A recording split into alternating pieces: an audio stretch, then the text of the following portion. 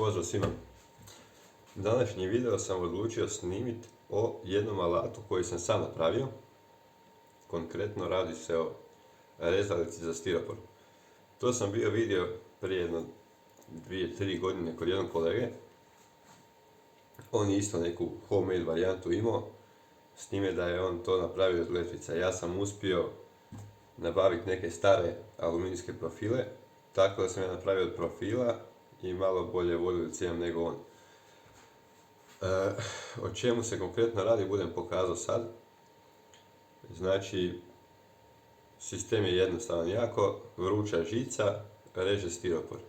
Adapter je 20 V, budem ga pokazao. Znači, između žice spojimo plus i minus i ona se grije, znači, ili u kratkom spoju. Sad, ako se to napravi s običnom žicom, ta žica izgori ili se toliko rastegne da pukne nakon nekog vremena.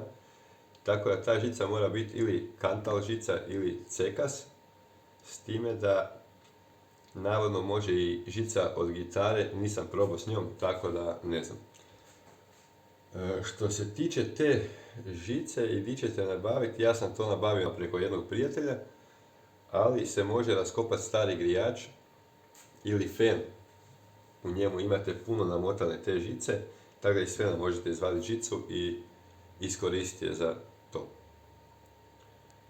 Znači, totalno jednostavno, u biti najkompliciranije napraviti konstrukciju koja će biti funkcionalna da radi. Sad ću to pokazati kako ta konstrukcija izgleda i objasniti gdje sam šta napravio. Radi se o ovoj tu konstrukciji. S time da sam ja tu izbušio i rupe da je mogu na neke kozliće fiksirati ili nešto. Sad stoji trenutno na ovim klasičnim nogama. Znači, tu se nalazi jedan prekidač, on off, i to je to. Znači, tu je žica koju pomicanjem ove konstrukcije dižemo gore dole. Tu su ugljične vodilice, mogu biti neke puno slabije, ja sam imao ovakve, da ne kupujem druge, te sam iskoristio. Znači, vruća žica je nešto niža od ovog profila i ušla je unutra. Što je ispalo na kraju dobro, jer kad stavim stiropor, pustim da samo reže, ja odem mjeriti drugi ili nešto drugo radim tih par sekundi dok to reže.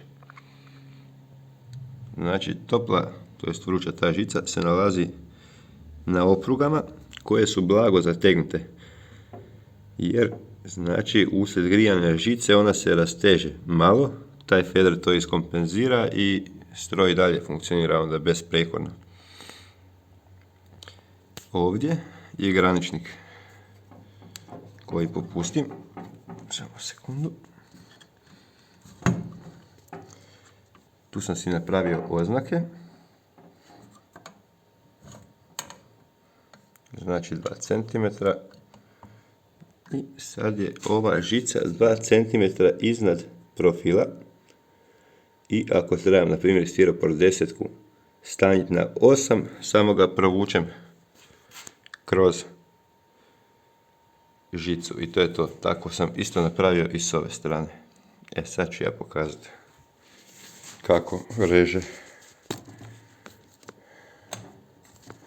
Upalio sam stroj.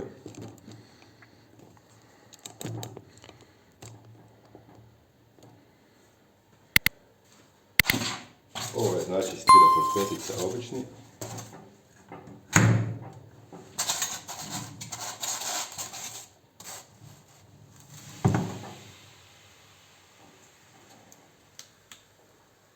Znači, ako reže, to je to. Rez je zbilja kod tvornički gotov. Ovo je stiropor 10 debljine.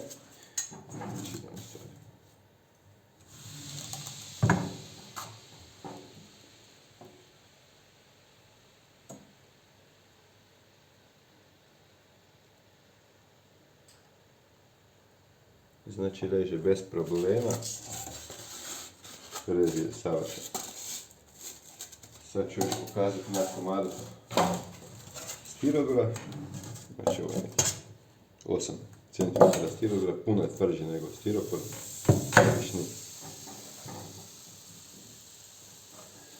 Znači malo pridržimo samo da to stoji ravno.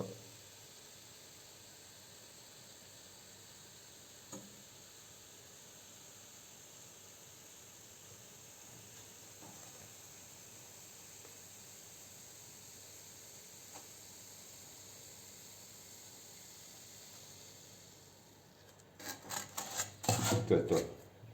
Znači dužina ove tu žice odavdje do ovud je 105 cm nekih. Ne može se znači čista dijagonala ploče odrezati, ali u kosine i to uglavnom dovoljno može odrezati da vam taj komad posluži. Znači to je to. Sad ove graničnike koje sam objašnjavao, sad ću ih narisati na 2 cm. I jedan komadić stiropora desetke ćemo stanjiti za 2 cm, da dobijemo znači osmicu. Znači ovo je 10 cm.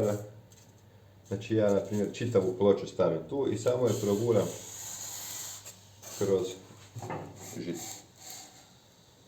I onda pomalo reže. Traje taj postupak 1 minutu možda, ali je svakako brže nego šmirglati čitavu ploču ili rezati pilom kad se reže. I puno je čišće, znači evo sad tu na stolu nema praktički ništa smeća, a kad pilom režete onda znate koliko ima.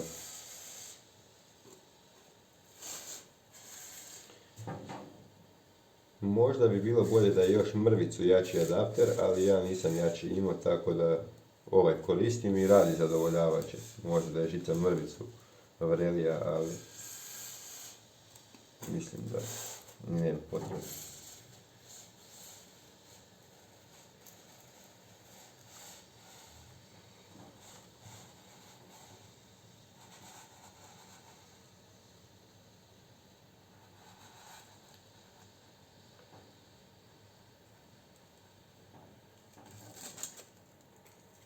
Eto, dobili smo stiropor osmicu, ova strana nije 100% ravna, ali nju jednako na primjer lijepimo na zid, tako da nam nije ni bitno, bitno da nam je ova tu strana nedirnuta i to je u principu to. Toliko o stroju, ako ima nekih pitanja, slobodno pitajte u komentarima, like, share, subscribe, hvala svima na gledanju.